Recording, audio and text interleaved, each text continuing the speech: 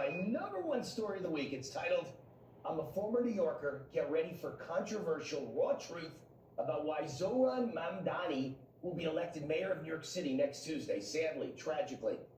So I was born and raised in New York. I spent the first 26 years of my life there, still the longest I've ever lived anywhere in my life. I attended college there at Columbia University. I started my first few businesses there. I became an entrepreneur there. I learned everything about life there that has made me the man I am today. I love New York. I used to be proud of my New York roots. Excuse the pun. I used to say I succeeded in business because I had New York attitude. Used to, not anymore. Now I'm embarrassed to admit I was born and raised in New York. Now it's a third world Marxist crap hole, a foreign state in the middle of America, a failed liberal welfare state, a place where good people are desperate to escape from. Zohran Mamdani is going to win the election on Tuesday. Tragically, that appears to be a reality. I read polls for a living. I read tea leaves for a living. I'm batting almost 1,000 with my political predictions for the past decade on national TV and radio. As all of you know, it's over, I'm sad to say. Mamdani will win. Why is this unimaginable tragedy happening in New York City? The reason is simple. No one else will say it, but I'm going to say it. When I grew up, I was the only Jew in a typical working class, blue-collar New York neighborhood. Everyone else was Italian Catholic. All my buddies were Italian. The only exception was one Irish Catholic friend of mine who lived a block away, Johnny O'Byrne. And our close-knit Italian neighborhood was surrounded by 100% black city. I went to a middle school and high school that was 90% plus black. Everyone I knew growing up in New York was either Jewish, Italian, Irish, or black. Everyone was American born. We all spoke one language, English. I never met a single foreigner, let alone an illegal alien.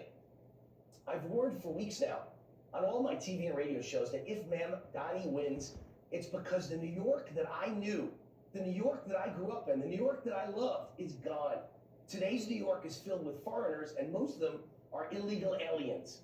Gone are the days of Catholics and Jews who all spoke English, worked their fingers to the bone, pledged allegiance to the flag, and celebrated capitalism. Today's New York is a city of Muslims and communists and atheists and illegal aliens. They not only don't love America, they hate America in many cases. They hate white people. They hate Jews. They hate patriots. They hate anyone who is successful, business owners, and they choose socialism and communism over capitalism. When I read the details of polls in New York City today, I'm proven right.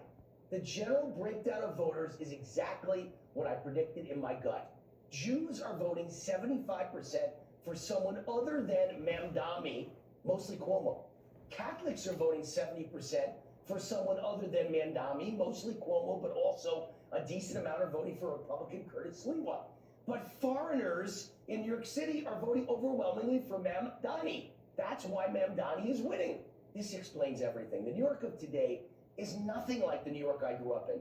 Yes, it was predominantly Democrat then, and it's still predominantly Democrat today. But in the old days, those were normal, sane Democrats who elected law and order Democrat Ed Koch, who today would be a conservative Republican MAGA guy, as mayor 3 times, Ed Koch.